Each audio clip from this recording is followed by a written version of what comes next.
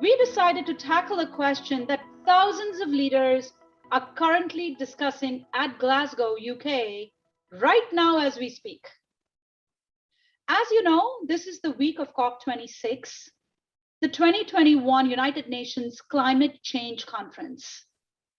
For nearly 3 decades, the UN has been bringing together almost every country on Earth for global climate summits called COPs, which stands for Conference of the Parties.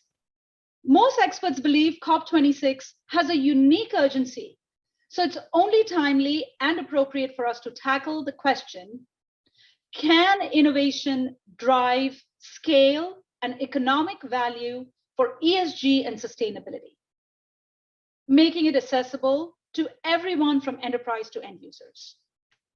I have 2 esteemed guests joining us for this discussion. Stephanie Benedetto, CEO and co-founder of Queen of Raw, and Lisa Neuberger-Fernandez, who is a managing director for Accenture in our corporate citizenship practice. Stephanie, you're a corporate attorney turned into fashion tech and sustainability entrepreneur, and also the CEO and co-founder of the Queen of Raw, which I believe is a marketplace to buy and sell used textiles, keeping them out of landfills and turning them into what you say, which I love, pollution into profit. Would love to hear about your background and experience and what got you to the intersection of innovation and sustainability. Thank you so much for having me. I'm thrilled to be here today. I actually come from a family background of over 100 years as entrepreneurs and innovators, in particular in fashion and textiles. So what I'm doing today is not too far from what my great-grandfather did in 1896. He actually came over on a ship from Austria. He landed at Ellis Island, and he settled into the Lower East Side of New York, which was the original garment district. And as an immigrant chasing the American dream, he had to make a living for his family. So what did he do? He found materials and supplies nearby, old fabrics and furs and things immigrants had brought over on the ships with them, but weren't using anymore. And he would repurpose them into beautiful fashion garments that he sold to local customers. And it was a very profitable, successful business. And he didn't talk about it as sustainability, but at the end of the day, that's very much what it was. Now, I didn't do the family route. I actually ended up on Wall Street as a corporate attorney, but I did specialize in fashion, technology, and sustainability. So I guess at the end of the day, right, we get back to our roots and who we are. You can't deny that. And when the market crashed in 08 and 09, kind of similar to what's going on in the world today, right? I took that as my opportunity to go out on my own, go innovate, go be an entrepreneur, build businesses, and change the world. And I kind of never looked back. I felt like periods of disruption are incredible opportunities to innovate for the future.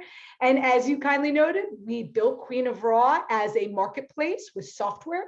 So businesses small to large can find waste, sell waste, and most importantly, minimize waste going forward. So excited to be here chatting about all this kind of what innovation can do for the future. Fantastic. What a journey and what an unexpected crossroad, right? Love that. Lisa, you are more of what I call an intrapreneur, right? Managing director, large organization like Accenture, but really driving impact through corporate citizenship. So what's your journey? How did you find yourself at that intersection of innovation and sustainability? Thanks, Shivani. It's great to be here with both of you today. And I love the way Stephanie took it back to her roots. So I'll do a little bit of the same. I come from a long line of half entrepreneurs and half corporate people. My dad was a big corporate guy, and my mom and my brother are entrepreneurs as well as my grandma. And I found a way to bring the two together. I've been with Accenture since I graduated from college over 20 years ago. And my career has started in strategy consulting. And the second half has been in corporate citizenship, leading our strategy and innovation programs for the company globally.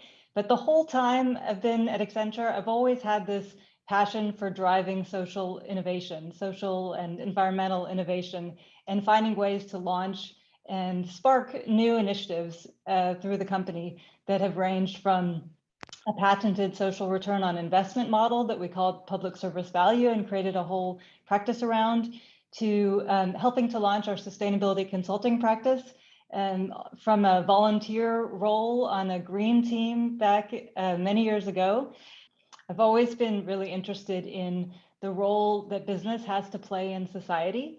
And I started to learn about that topic when I worked at a series of G7 summits back in high school and college, back when it was only the G7.